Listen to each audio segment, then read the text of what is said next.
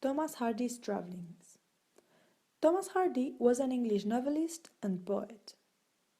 He was born the 2nd June 1840 in Higher Bockhampton, Dorset, to the east of Dorchester. His father, Thomas, worked as a stonemason and local builder. His mother, Jemima, homeschooled Thomas until he went to his first school, at Dorchester, at the age of 8.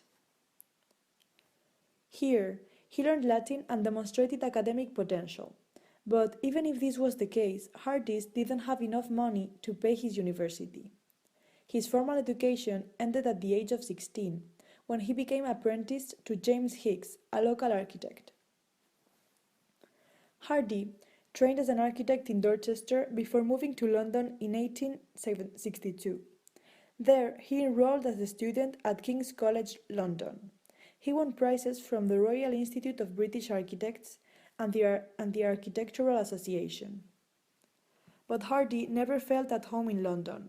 He only stayed there 5 years before becoming concerned about his health, returning to Dorset and decided to dedicate himself to writing.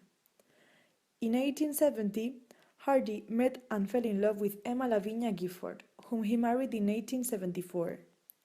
In 1885, Thomas and his wife moved into Maxgate, a house Hardy had designed himself and his brother had built. Her death, in 1912, had a traumatic effect on him. Hardy made a trip to Cornwall to revisit places linked with their courtship.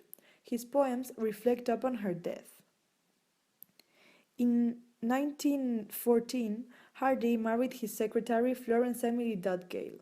However, he remained preoccupied with his first wife's death and tried to overcome his remorse with writing poetry.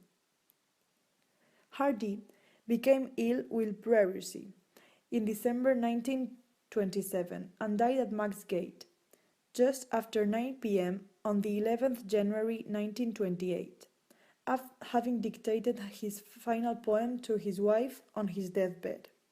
Hardy had wished for his body to be interred at Stinsford, in the same grave as his wife, Emma. Created using Powtoon.